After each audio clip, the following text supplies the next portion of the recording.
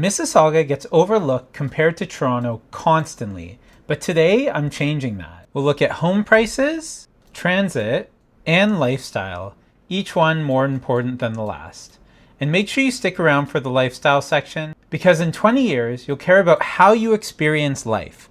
That's the lifestyle section coming up later in the video. Don't skip it. So if we look at where Mississauga is on the map, if we start centered around Toronto here, and we just go straight to the west, past Etobicoke, we'll end up in Mississauga. So bordered by Toronto in the east, like we just saw, and then Brampton in the north, Oakville to the southwest, and then actually closer to the water than people realize, just to the south here. And we're going to be looking specifically at some neighborhoods that are right by the water later in the video in the lifestyle section. The average detached home price in Mississauga right now is sitting at just around 1.3 million. And you do get a lot of nature in the area. You get a lot of these newer builds, as some newer areas of Mississauga are getting a lot of these newly built homes, a lot of these mature streets, tons of nature in the area. And it's become a very family-friendly location for people to live, giving you more space than Toronto, but a lot of the amenities that Toronto offers. And the average semi-detached home price in Mississauga, we can see some new semis just built here that we went past, is sitting at just around 930,000. So much lower than a lot of areas of Toronto. We're pretty close to the water here as well, as we were showing on the map. Mississauga offers a good compromise where you can get into these nice modern homes that are a good size for a price that's a lot lower than Toronto. And you do still get, like I was saying, a lot of the amenities. You're near groceries and shopping. And we'll talk all about that as we get to the lifestyle section later in the video. You can see lots of homes popping up. This looks like a new development of semis, and this is popping up all over Mississauga these days. If we look at some condos, the average condo price in Mississauga right now is sitting at just around 540,000.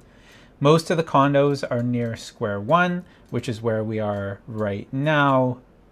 So you see this mix of these older buildings here, which offers you more square footage, generally better layouts in my opinion, but slightly older amenities, maybe slightly higher maintenance fees, versus these really new buildings like these ones here all around that give you the newer amenities, but they don't give you quite as much space or square footage as some of the older buildings. So there's always a trade-off. But generally right around Square One here is where you're going to find most of the condos in Mississauga. And just for comparison, if we take a look at one of the more expensive areas in all of Mississauga, the Port Credit area, can show you kind of what the more luxury types of properties look like. So you get some really big houses, like right here. This one's kind of hidden behind the trees, but the Port Credit average detached home price, look how big these are, goes anywhere from about 1.5 million all the way up to some of the ones we're looking at here, which can be over $3 or $4 million. Really depends obviously on the lot size, but this is one of the most expensive areas we're seeing right now, and how close you are to the water makes a big difference. So this is definitely a luxury pocket of Mississauga in the Port Credit area. Kind of like the Forest Hill area of Toronto. This is like Mississauga's Forest Hill, I would say. And you can see that with some of the, first of all, the really mature tree-lined streets, and just the size and, how big and expensive some of these houses look and are in the area here. And then on the other side of things, just a little bit north of Port Credit, we have Cooksville. However, for contrast, there are some other areas a bit in northern Mississauga where you get streets that look like this. And over here, you can get into some detached homes for just around 950,000 or more. So under $1 million to get into Mississauga. It's a bit of the older part of Mississauga, but still a great area to live. And it's a bit more of an established area with some of the older homes, which is why you see the prices a bit lower. Still very safe though, and great for families. And right now in the summer of 2026, We're in one of the best buyer's markets I've ever seen in my 9 years working as a realtor in the GTA. So you can really get some great deals on homes. You have time to negotiate. You can get home inspections into your offers. You can take your time, make sure your financing is all set up. So it's a really great time to buy, in my opinion. Now, if we're talking about transit, Mississauga does not have a subway.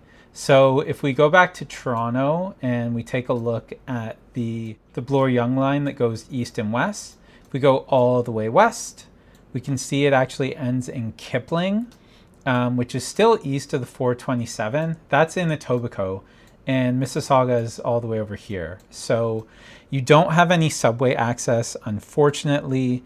Like I said, the closest stop is in Etobicoke at Kipling. But the real benefit that Mississauga has is these GO stations kind of scattered throughout. So you have Cooksville GO, you have Port Credit GO station, which is maybe one of the best ones. It can get you all the way to Union in under 30 minutes. This is the Port Credit GO station. And there really are GO stations all throughout Mississauga, which if you're near one of them, it makes it very convenient to get to downtown Toronto. Here's also where the Cooksville GO. So we have the Port Credit GO we just saw, and then Cooksville GO, Dixie GO station here. Like I said, a lot of them running throughout Mississauga, which makes it convenient. So if you find yourself near a GO station, you know, it's easy to get around without a car. But if you're not near one, then Mississauga is not very walkable. It's not easy to transit around. It's actually quite car dependent. Now, if you pay attention on the map here, one benefit if you are driving a lot is you have all these highways running throughout Mississauga. So you have the 403 here running all the way up and down. And then you have the QEW, Queen Elizabeth Way, that runs into Mississauga and straight into downtown Toronto. And then you also have the 427, which goes north and south. And that's just bordering Etobicoke and Mississauga. It's definitely more in Etobicoke, but not far from Mississauga. You also have Toronto Pearson Airport right around there as well. You take the 427 to get there. And then, of course, the 401, which is the main way a lot of people commuting in and out of Toronto and Mississauga go. So it's probably the longest highway we have that goes all throughout the province of Ontario. So driving in Mississauga is actually quite convenient. This is the 427. It's a huge highway. The first time I got on here, I was shocked at just how many lanes there were and just how big of a highway it really is. Like, look at this. But it's pretty convenient to get throughout Mississauga and to and from Toronto. Just a super busy driving area here. And then pictured here at the Port Credit GO, we do have the orange MeWay buses that take you all throughout Mississauga, which are pretty convenient. So that's another benefit of being here. The transit's pretty good considering that there's no actual subway. So that was Mississauga Transit, but transit tells you how to get around. Lifestyle tells you whether you actually want to stay or not. And that's coming up right now. So let's talk about Mississauga's lifestyle. So let's start here, Square One, which is kind of the hub of the city. It's like the downtown area. And we were here earlier in the video when we were talking about condos, because you can see this is where by far the most condos are in Mississauga. But Square One is a huge shopping center, huge shopping mall. There's a giant parking lot there. You have a Cineplex theater. You have big box stores. You can do pretty much all your grocery shopping, clothing shopping, everything you need. And it's really nice. You have a lot of businesses as well have their headquarters here. So it's a big mix of residential and commercial. So, you know, you have a lot of people who commute into Mississauga and they'll have their, you know, their work lunches here. But also just a lot of local residents who walk around. And there's tons of events. You can see there's a stage set up here as well. So there's, you know, for not being downtown Toronto, you do actually always have something going on in Mississauga to do. This is Celebration Square. It's like where they have all their events and everything and their festivals. And just about straight south from square one, we can go down to Port Credit.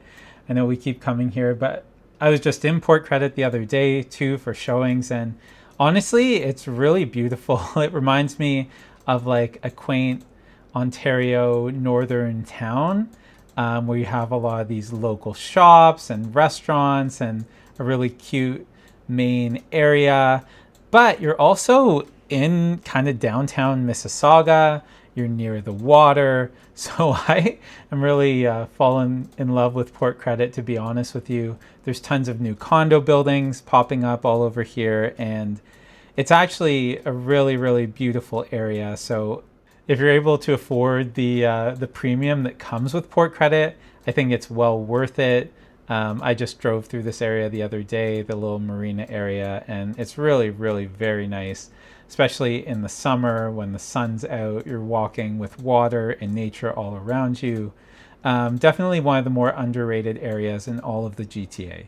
There's also just a ton of diversity in terms of different restaurants and different cuisines. You have kind of some of the best restaurants in the city in Mississauga. So you can find some really great Middle Eastern food, some great Indian food, pretty much everything that you're looking for. And that's a strength of Toronto in general and the GTA. But a lot of people don't realize Mississauga has some really, really great dining options as well. Also just lots of nature, a lot of these parks all over the place throughout the city. If you're trying to figure out if Mississauga is right for you, book a free strategy call, links in the description, or reach out to me directly. All my info is on screen right now. So at the end of the day, who is Mississauga for? Well, if you're someone who loves nature and being surprisingly close to the water, this is another park and trail by the water. You're looking to get more space and pay not nearly as much as Toronto, then it's definitely for you. If you have a young family, there's good schools throughout. So just a lot of benefits there. You know, if you're able to get around with a car and aren't so worried about the nightlife or transit, then it's definitely a really great option. But if you want that downtown Toronto energy, like we see here right on Front Street with the CN Tower, and you want to be able to go to a club or a bar at till 2 a.m. on any given night, it's probably not for you. You'd probably want to be more in an area like this, close to Front Street in downtown Toronto, or King or Queen, where you could just walk around and get to pretty much everything you need. If you're a young professional, if you're single, then maybe you want that Toronto energy instead. And if you're trying to figure out if Mississauga is right for you, for your lifestyle and your budget, book a free relocation strategy call with me, the link's in the description, or just reach out to me directly. All my info's on screen right now. This is another big highway in Mississauga, the 403. If you like this video at all, hit the thumbs up and subscribe. New Toronto real estate videos every Tuesday and Friday. I'm Jordan Abrams. I'll see you around town.